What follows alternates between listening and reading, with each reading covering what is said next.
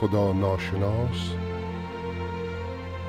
سروده سعیدی سیرجانی در سن 28 سالگی.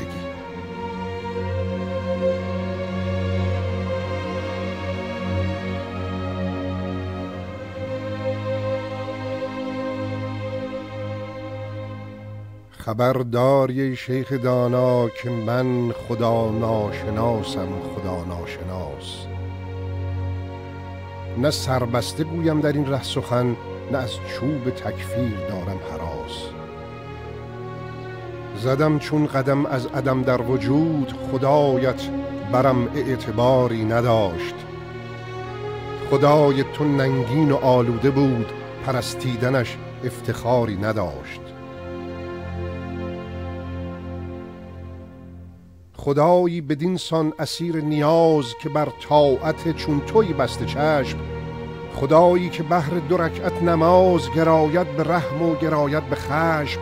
خدایی که جز در زبان عرب، به دیگر زبانی نفهمد کلام. خدایی که ناگه شود در غضب، بسوزد ز کین خرمن خاص عام.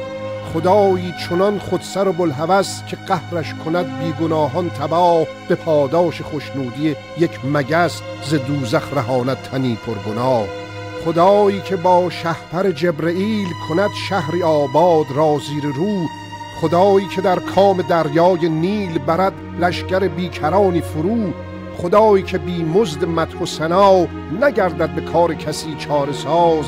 خدا نیست بیچاره، ورنه چرا به مدح و ثنای تو دارد نیاز.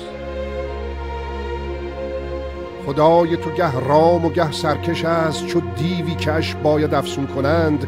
دل او به دلال بازی خوش است، وگرنه شفاعتگران چون کنند. خدای تو با وصف غلمان و حور، دل بندگانش به دست آورد. به مکر و فریب و به تهدید و زور، به زیر نگین هرچه هست آورد. خدای تو مانند خان مغول، به تهدید چون برکشد تیغ حکم. ز تهدید آن کارفرمای کل، به مانند کروبیان سم و بکم.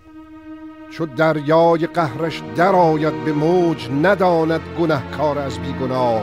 به دوزخ درون افکند فوج فوج، مسلمان و کافر سپید و سیاه. خدای تو اندر حصار ریا، نهان گشته کس کس نبیند گزند.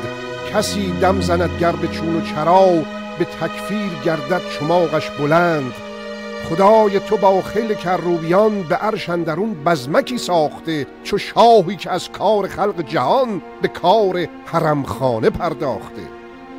نهان گشته در خلوتی تو به تو، به درگاه او جز تو را راه نیست. توی محرم او که از کار او، کسی در جهان جز تو آگاه نیست. تو زاهد بدین سان خدایی بناز، که مخلوق طبع کجندیش توست. اسیر نیاز است و پابست آز، خدایی چنین لایق ریش توست. نه پنهان نه سربسته گویم سخن، خدا نیست این جانور اژدهاست.